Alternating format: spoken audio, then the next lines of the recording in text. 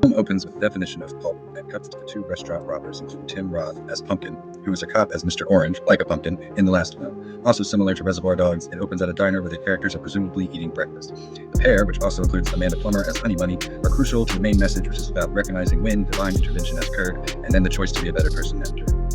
The whole Royale with cheese scene is all set up, leading to the plot's cornerstone moment. We get information about Marcellus Wallace, his wife, and Vincent Vega's upcoming date.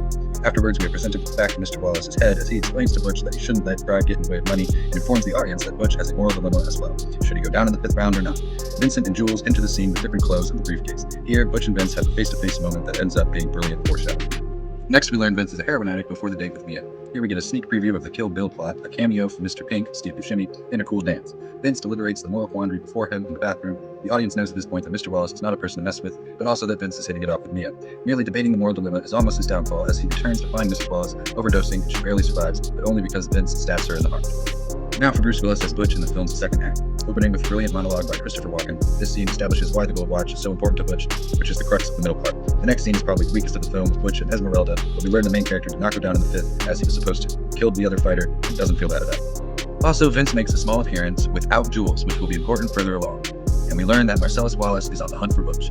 This is also the second to last time we see Mia on screen. After a scene at a payphone where it is revealed Bruce Willis will be rich and prosperous once he gets to Knoxville, Tennessee, it is a good time spent with the characters Sabine and Butch. The morning following the boxing match, we learn she forgot the watch. Butch gets mad and throws things, but gives an insanely sincere apology. The next barrage of events holds the core of the film's message. First, Butch gets the watch and kills Vincent Vega. Next, Butch claims that he is going to win because he's being underestimated. What looks like a happy ending crumbles when the audience sees Marcellus Wallace's face. Bruce Willis hits him with a car, people are shot, and the two men end up a couple of flies in a spiderweb pawn shop. When Butch escapes, though, he is presented with yet another moral quandary, which it seems he does the right thing. He saves Marcellus despite that just a few hours ago the man wanted him dead. Things get resolved, but Butch gets away. Zed's dead. Next, we learn that the cornerstone scene revolves around what Jules calls divine intervention. His decision to walk the earth is what saves him. He took the incident as a calling to change his life for the better. Vincent, on the other hand, doesn't, and this costs him his life. A choice must be made. Being neutral is not an option. We know this because Marvin doesn't even have an opinion on the matter and is immediately stricken by fate. The whole part with the wolf and Tarantino's whiny performance is superfluous, but illustrates that there's one domesticated world present in the film and another crime-ridden world that the film spends most of its time in.